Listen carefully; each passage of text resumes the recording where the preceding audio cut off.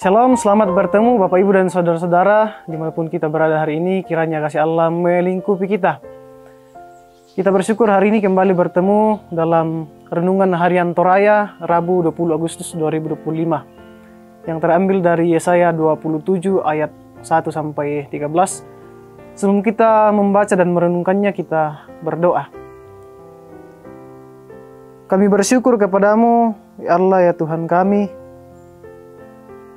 Semua karena kasih-Mu yang selalu Engkau nyatakan dalam kehidupan kami, sehingga kami masih menikmati kehidupan yang Engkau karuniakan bagi kami hari ini. Ya Roh Kudus, kami akan merenungkan firman-Mu. Tolong sertai kami, bimbing kami, tolong kami untuk mengerti. Dan ada pesan-Mu yang akan kami temukan dalam firman yang akan kami baca untuk kami pakai melanjutkan hidup karunia Tuhan. Bapa dalam kerajaan sorga, ini yang menjadi permohonan kami dalam Kristus kami berdoa. Amin. Yesaya 27 ayat 1-13. Israel diselamatkan, firman Tuhan.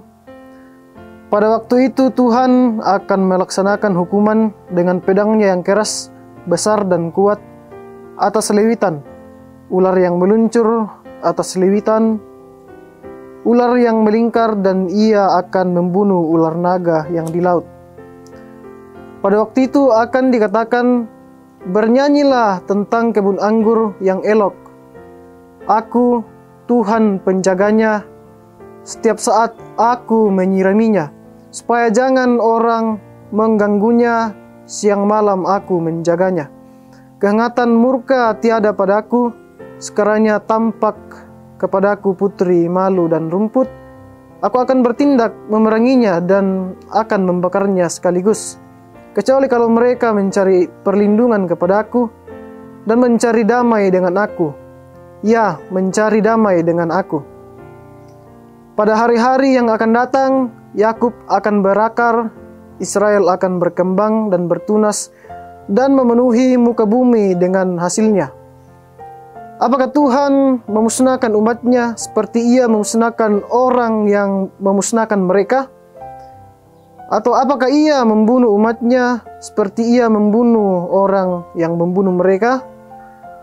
Dengan menghalau dan dengan mengusir mereka, engkau telah melawan mereka. Ia telah menyisihkan mereka dengan anginnya yang keras di waktu angin timur. Maka beginilah akan dihapuskan kesalahan Yakub. Dan inilah buahnya kalau ia menjauhkan dosanya. Ia akan membuat segala batu mesbah seperti batu-batu kapur yang dipecah-pecahkan, sehingga tiada lagi tiang-tiang berhala dan pedupaan-pedupaan yang tinggal berdiri.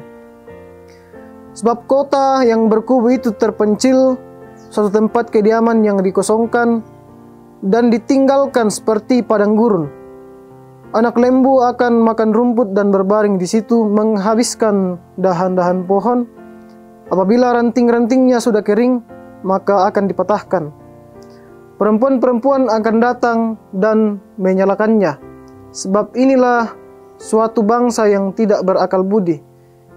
Itulah sebabnya dia tidak disayangi oleh dia yang menjadikannya, dan tidak dikasihi oleh dia yang membentuknya. Maka pada waktu itu Tuhan akan mengirik mulai dari sungai Efrat sampai sungai Mesir, dan kamu akan dikumpulkan satu demi satu, hai orang Israel. Pada waktu itu sangkakala besar akan ditiup, dan akan datang mereka yang hilang di tanah Asyur, serta mereka yang terbuang ke tanah Mesir, untuk sujud menyembah kepada Tuhan di gunung yang kudus di Yerusalem. Amin. Mencari damai dengan Tuhan. Bapak Ibu dan saudara-saudara, perseteruan kerap kali terjadi, baik itu dalam keluarga, baik itu dalam jemaat, pun dalam masyarakat. Ada banyak hal, ada banyak alasan yang memicu terjadinya konflik itu atau pertikaian itu. Ada yang berseteru karena iri hati, karena dengki, karena perbedaan-perbedaan prinsip hidup, dan banyak hal lain lagi. Dalam Alkitab, kerap kali kita menemukan ungkapan menjadi seteru Allah. Ungkapan ini merujuk kepada umat Allah yang berdiri sebagai pihak yang melawan Allah, menolak didikan Allah, atau terang-terangan menduakan Allah dengan menyembah apa yang sesungguhnya bukan Allah. Demikianlah sikap yang ditunjukkan oleh umat Israel pada masa Yesaya. Mereka bangkit menentang Allah dengan hidup dalam keangkuhan, dosa, dan meninggalkan Allah. Sehingga Allah mengangkat pedang atas mereka dengan cara ditaklukkan oleh Babel. Tetapi apakah Allah akan memusnahkan umatnya seperti memusnahkan musuh mereka? Melalui Yesaya, Allah menegaskan bahwa Ia tidak pernah toleran dengan dosa, namun Ia juga adalah pribadi yang terbuka untuk sebuah perdamaian. Karena itu, melalui Yesaya, Allah menegaskan bahwa kalau umat sungguh-sungguh mencarinya dan mau berdamai dengannya dan menjadikan Allah sebagai tempat perlindungan, maka Allah akan memulihkan kembali keadaan umat. Ia akan mengumpulkan mereka satu demi satu dan memulihkan keadaan mereka sehingga mereka dapat beribadah kembali kepada Allah di Yerusalem. Bapak, Ibu, dan saudara-saudara, berseteru dengan Allah akan mendatangkan celaka, tetapi hidup berdamai dengan Allah membawa hidup yang bermuara pada sukacita. Berseteru dengan Allah menjadikan hidup seperti ranting-ranting yang kering, yang tidak berguna. Tetapi berdamai dengan Allah menghadirkan hidup yang penuh dengan tunas-tunas baru yang membahagiakan. Amin. Mari kita berdoa.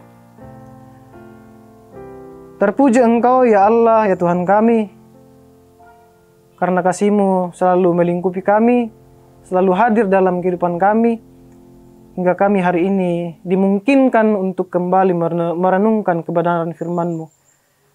Ya Roh Kudus, sertai kami untuk mengerti, terlebih untuk menghidupinya dalam kehidupan kami. Kami berdoa ya Tuhan untuk umat-Mu yang ada di berbagai tempat, dalam seluruh keadaan mereka, baik yang ada di rumah, sedang bekerja, sekolah, atau bahkan yang mungkin saat ini masih sementara mencari pekerjaan, kiranya kami semua tetap di dalam lindungan Tuhan. Bapa dalam kerajaan sorga, kami berdoa jika hari-hari ini banyak pergumulan yang merintangi kehidupan kami, kiranya kasih-Mu tetap ada di dalam kehidupan kami dan kami tetap senantiasa setia untuk mengandalkan Tuhan di dalam melewati seluruh pergumulan kehidupan yang hadir dalam hidup kami.